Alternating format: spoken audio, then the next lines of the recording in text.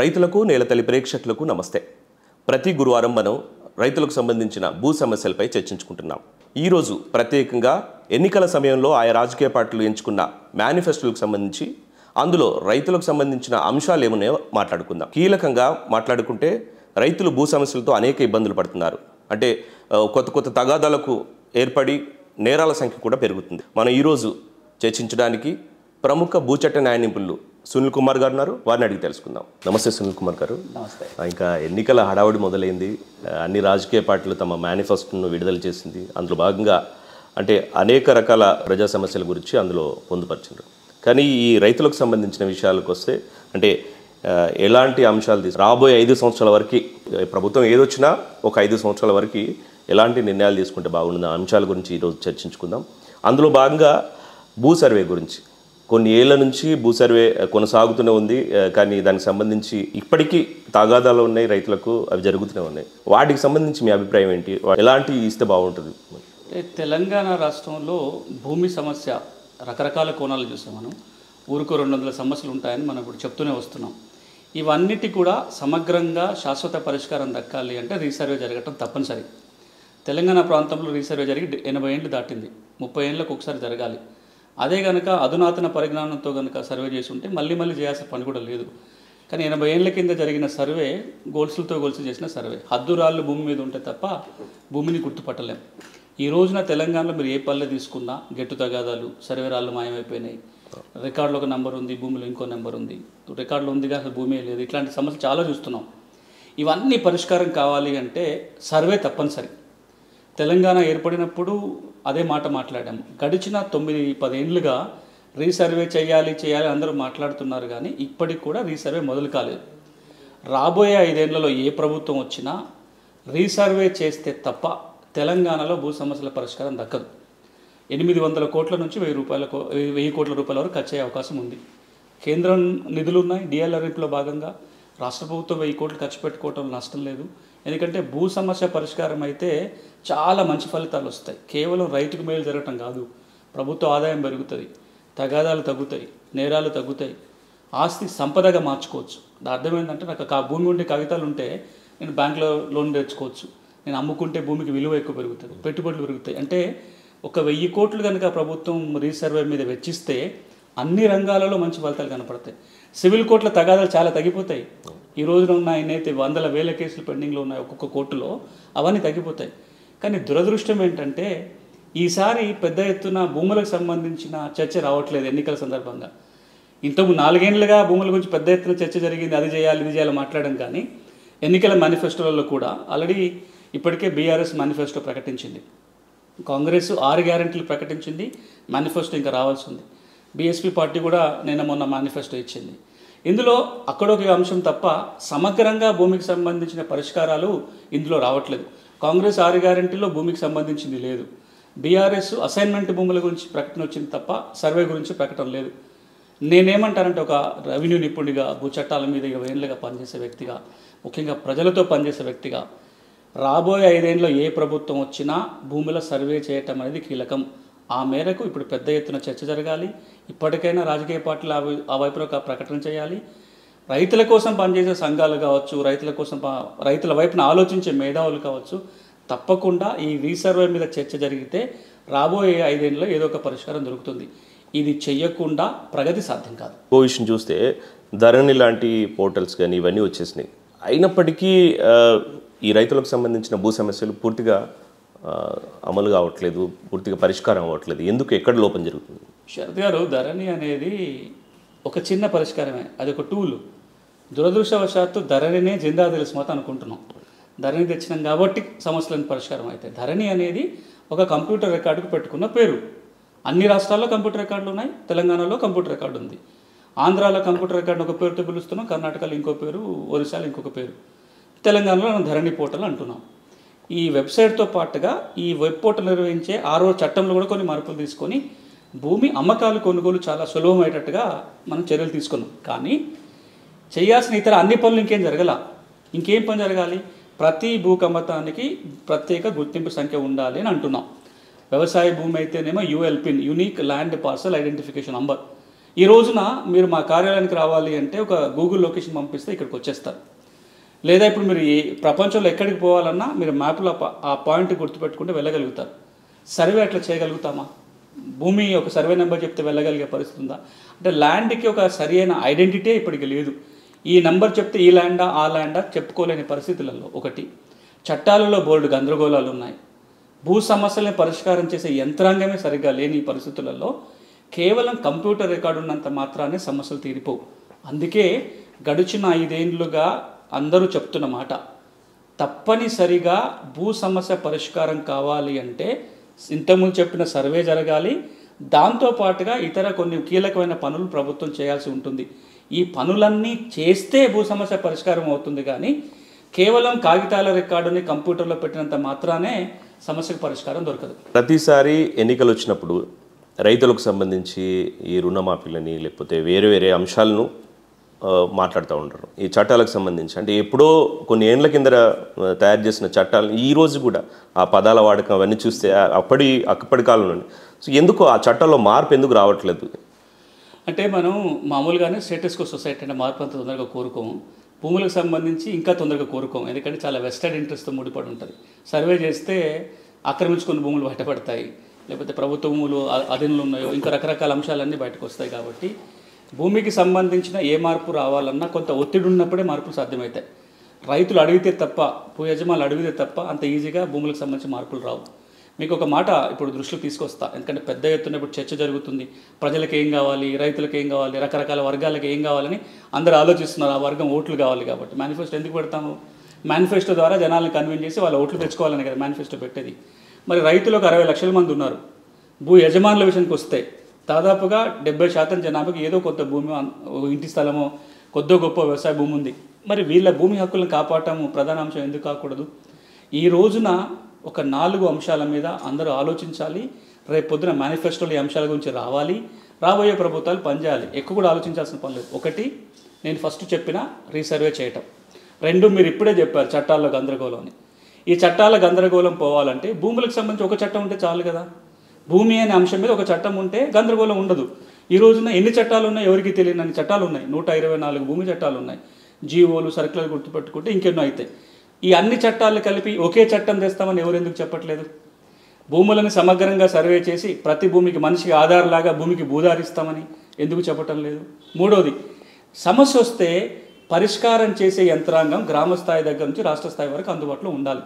ఈ రోజున భూమి సమస్య వస్తే కోర్టుకు పోవడం తప్ప వేరే యంత్రాంగమే లేదు. మేము అధికారంలోకి వస్తే జిల్లాకు ఒక ల్యాండ్ ట్రిబ్యునల్ పెడతాము, రాష్ట్ర స్థాయిలో ఒక ట్రిబ్యునల్ పెడతామని ఎవరు ఎందుకు చెప్పట్లేదు? ఇక అన్నిటికంటే కీలకంగా రైతు చేతిలో ఉన్న పాస్ పుస్తకం కావచ్చు, భూ యజమాని చేతిలో ఉన్న ఏ కాగితమైనా కావచ్చు, ఈ కాగితానికి గవర్నమెంటే గ్యారంటీ ఉంటుంది అని ఎందుకు చెప్పట్లేదు? టైటిల్ గ్యారంటీ వ్యవస్థ అంటాం, 40 ఏళ్ళుగా మాట్లాడుకుంటున్నాం, ఇంకా రియాలిటీ కాల.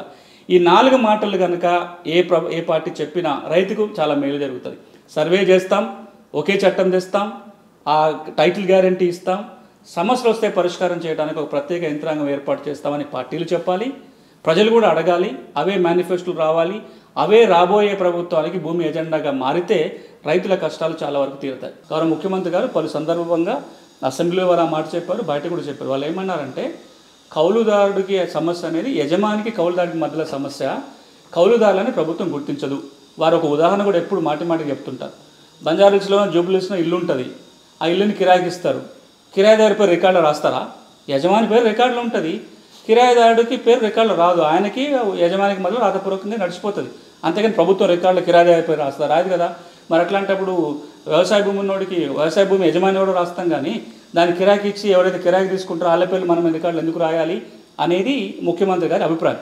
కానీ గుర్తింపు లేకపోవటం వల్ల ఏమవుతుందంటే వాళ్ళకు సాగు చేసుకోవడానికి కావాల్సిన ఏ సపోర్ట్ దొరకదు. ఇప్పటికే వాళ్ళు పేద రైతులు కాబట్టి ఎక్కువ మంది మీకు ఎవరు కనపడతారు? కౌలు అయితే కనపడతారు. అందుకే దీనికి ఒక ప్రత్యామ్నాయం అదే చెప్పబోతుంది. ఇదేమో ప్రభుత్వ వాదన.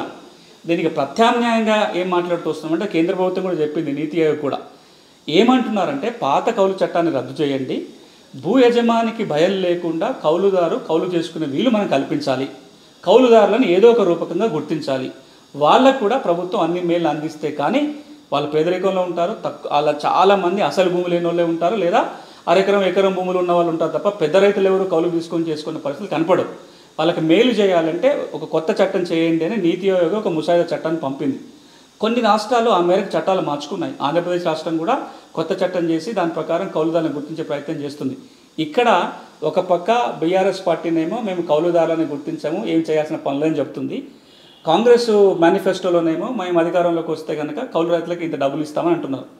కానీ శాశ్వతంగా పరిష్కారం ఆలోచించాలి అంటే 2012లో ఉన్న ఎల్ఈసి చట్టాన్ని అమలు చేయాలి, లేదా ఇంకో కొత్త చట్టం అన్న తీసుకొచ్చి శాశ్వత ప్రాతిపదికన కౌలు రైతుల్ని మీరు రైతుగా గుర్తిస్తేనే మిగతా ఏమైనా చేయడానికి వీలవుతుంది. అట్లా మీరు గుర్తించకపోతే అది కేవలం కౌలు రైతుల సమస్య కాదు, రాష్ట్ర సమస్య అవుతుంది. వాళ్ళు పంట తిండి పండించేటోళ్ళు, మన ఫుడ్ సెక్యూరిటీ మీద కూడా దెబ్బ పడుతుంది. రోజు రోజుకు కౌలుదారుల సంఖ్య పెరుగుతుంది తగ్గట్లా. ఎందుకంటే భూమి ఉన్నవాడు ఏదో కొంత ఉపాధి కోసం పట్టణాలకు వస్తున్నారు, ఉన్న భూమి ఎవడో కౌలు చేస్తారు. 50 ఎకరాలు 60 ఎకరాలు ఉన్న ఒక రైతు లేకపోతే ఒక 10 ఎకరాల రైతు వ్యవసాయం చేయట్లేదు, కౌలుకే ఇస్తారు. మీరు ఇంకోటి గమనించండి, వ్యవసాయం చేయడు, భూమి కూడా అమ్ముకోడు. భూమి ఉండాలి, వ్యవసాయం చేయడు. మరి ఎవరు చేయాలి వ్యవసాయం? అంటే అక్కడ ఉన్న వాళ్ళు ఇంకెవరో కుటుంబం కౌలుకు చేసుకోనో పాలకు తీసుకొని వ్యవసాయం చేయాలి.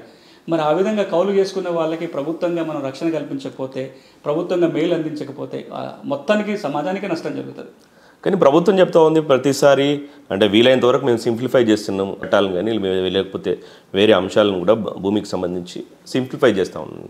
కానీ ఇక్కడ ప్రజలకు మాత్రం ఇక్కడ అది అంటే సింప్లిఫై చేసే ప్రయత్నం జరిగింది, అది కొసెల్లలేదు. దాన్ని ఇంకో చెప్పాలంటే అంటే తెలంగాణ రాష్ట్రంలో ఉన్న చట్టాలన్నింటినీ అధ్యయనం చేసి సింప్లిఫై చేయడానికి ఒక ప్రయత్నం జరిగి ఒక చట్టం మారింది. 6 పాత చట్టాన్ని తీసుకెళ్ళి కొత్త చట్టం వచ్చింది.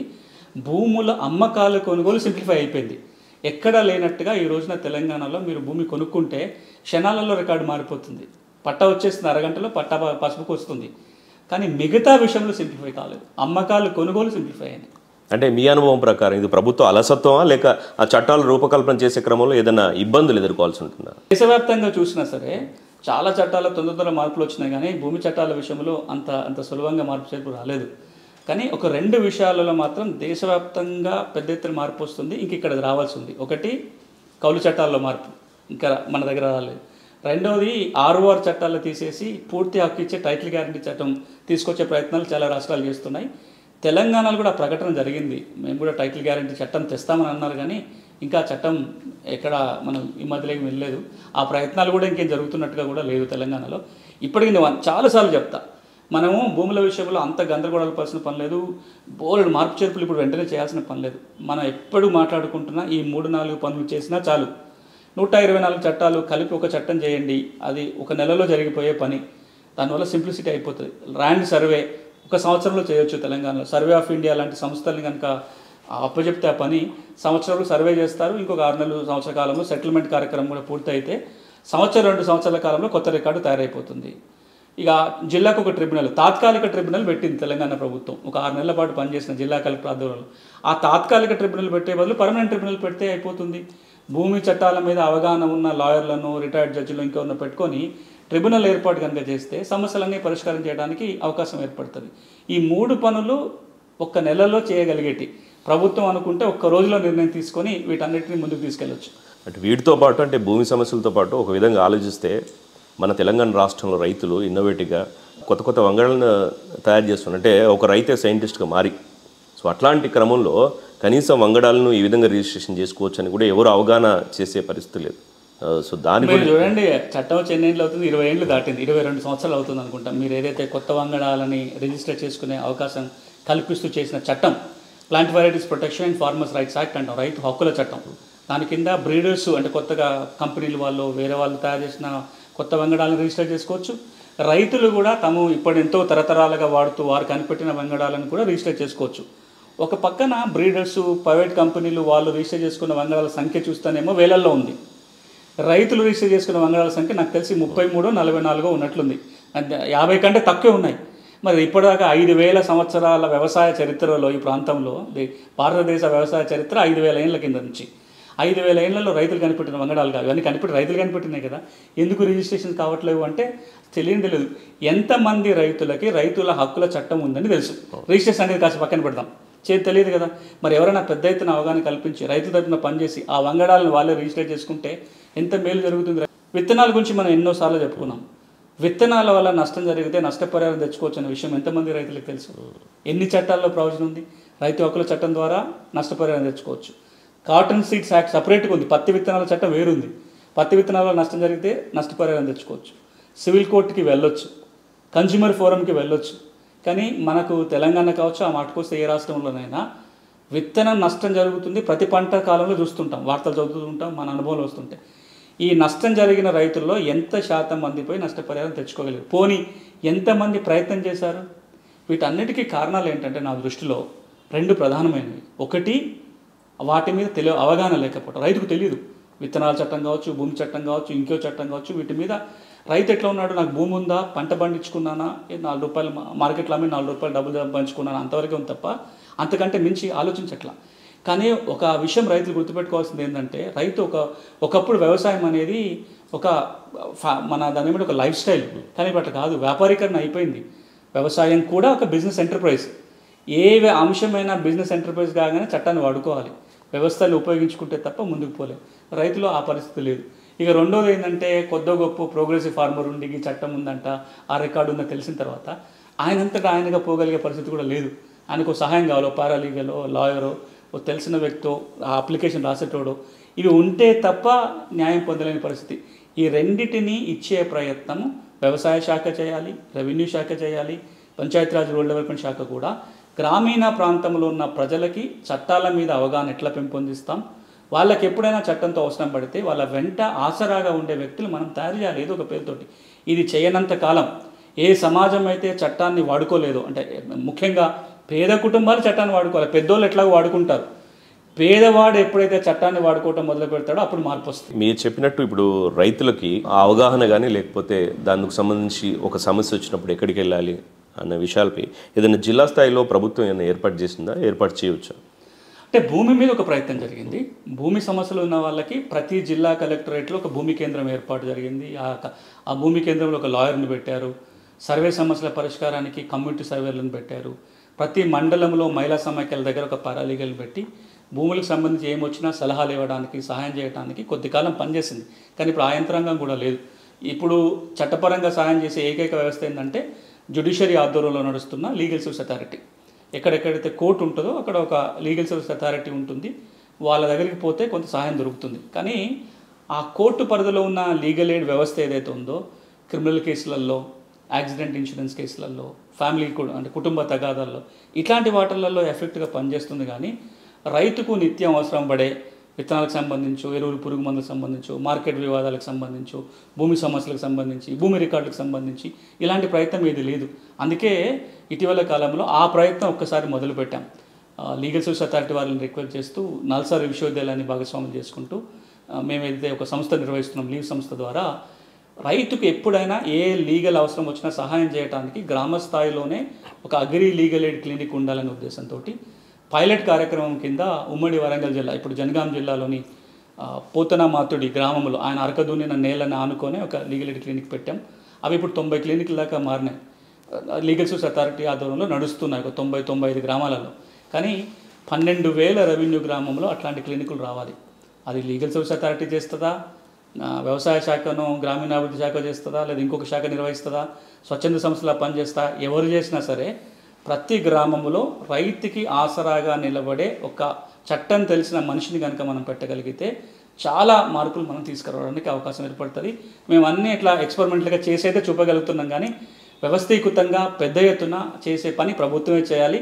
ఇది మంచి సందర్భం అవన్నీ ఆలోచించడానికి, వాటన్నిటిని ప్రజల ముందు చర్చకు తీసుకురావడానికి. ఇప్పుడు చిన్న సన్నకారు రైతు వ్యవసాయం చేసే క్రమంలో ఒక పురుగుల మందులు వాడడము, లేకపోతే విత్తనాలకు సంబంధించిన వినియోగం, వీటికి సంబంధించి మామూలుగా ఉన్నదే చిన్న సన్నకారు రైతు సరిగా సత్ఫలితాలు రాక పంట నష్టపోయి చాలా ఇబ్బందులు పడతాను. కానీ ఈ ప్రభుత్వాలు చాలా ప్రతిసారి చెప్తా ఉంది, మేము తప్పకుండా దీన్ని పరిష్కరిస్తాం. కానీ ఇక్కడ కఠిన చర్యలు ఉండట్లేదు, దానికి సంబంధించిన చట్టాల విషయంలో ఎట్లాంటి స్పందన లేదు. ఎందుకు, ఎక్కడ అది లోపం?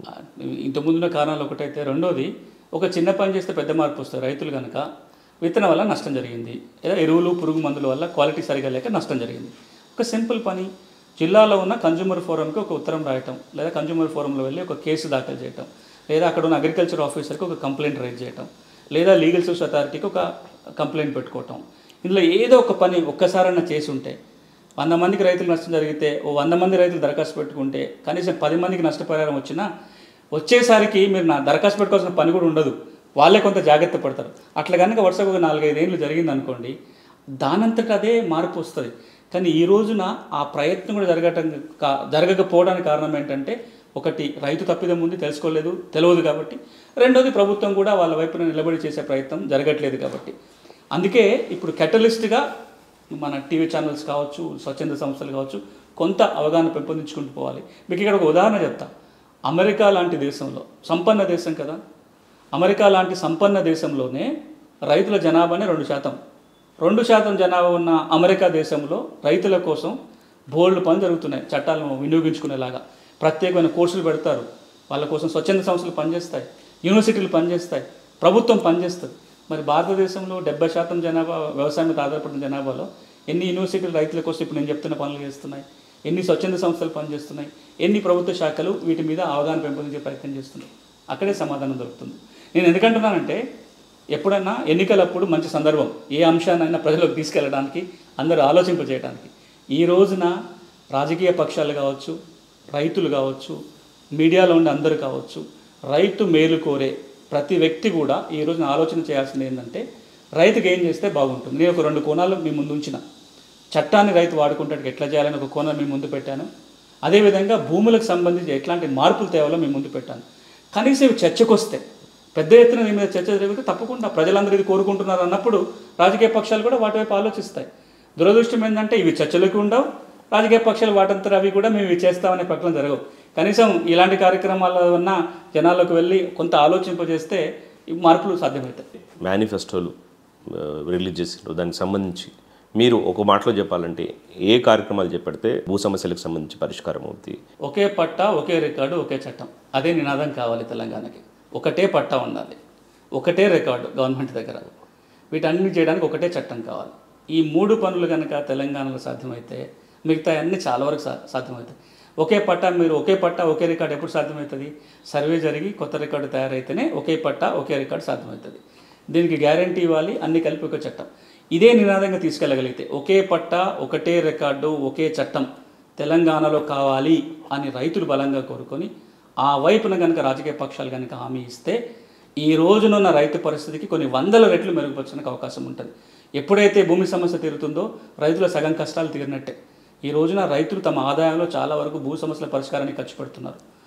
ఇంకొంత ఆదాయము సమస్య వచ్చినప్పుడు కోట్ల చుట్టూ తిరగడానికి ఖర్చు అవుతుంది. ఈ 3 కనుక చేయగలిగితే చాలా వరకు మేలు జరుగుతుంది. ఓకే సార్, రైతులకు సంబంధించి అన్ని విధాలుగా వాళ్ళకు పరిష్కారం దొరకాలంటే ప్రస్తుతం ఉన్న చట్టాలు ఉంది, ఆ చట్టాలకు సంబంధించి ఎట్లాంటి మార్పులు జరగాలి మీరు అనుకుంటున్నారు? 2-3 కీలకమైన మార్పులు. ఒకటి, ఇప్పుడున్న ROR చట్టం అయితే పనికిరాదు. ROR చట్టాన్ని మించి ఒక కొత్త చట్టం కావాలి. కౌలు సమస్యలు తీరాలంటే ఒక కొత్త కౌలు చట్టం అయితే కావాలి. ఇవన్నిటిని పొందుపరుస్తూ అన్ని చట్టాల గందరగోళం పోయేలాగా ఒక సింగిల్ చట్టం వైపు అయితే ప్రభుత్వం ఆలోచన చేయాలి. చట్టం చేయడంతో ఆగకుండా చట్టాన్ని అమలు చేసే ఒక బలమైన యంత్రాంగం గ్రామ స్థాయి నుంచి రాష్ట్ర స్థాయికి వరకు ఉండాలి. ఈ చట్టాల గురించి ప్రజలందరికీ వివరించడానికి ఒక ప్రత్యేకమైన కార్యక్రమం ప్రభుత్వం తీసుకోవాలి. ఈ 3 గనక సాధ్యమైతే, చట్టంలో మార్పు, చట్టాన్ని అమలు చేసే మంచి యంత్రాంగాన్ని ఏర్పాటు, ఈ చట్టాన్ని ప్రజలకు వివరించే ఒక ప్రయత్నం కనుక జరిగితే తప్పకుండా రైతాంగానికి మంచి మేలు జరుగుతుంది. థ్యాంక్ యూ సునీల్ కుమార్ గారు. ఈరోజు రైతులకు సంబంధించిన సమస్యల ప్రధాన అంశాలను మనం చర్చించాం. వీటితో పాటు రాజకీయ నాయకులు అంటే రాజకీయ పార్టీలు ఇటీవల ప్రకటించిన మేనిఫెస్టోకు సంబంధించి హామీలు ఇవ్వడమే కాదు, వాటి పరిష్కార దిశ కూడా ఆలోచించాలని కోరుకుందాం. ఇది ఇవాల్టి నెలతల్లి కార్యక్రమం. మరో ఎపిసోడ్లో మళ్ళీ కలుద్దాం. నమస్తే.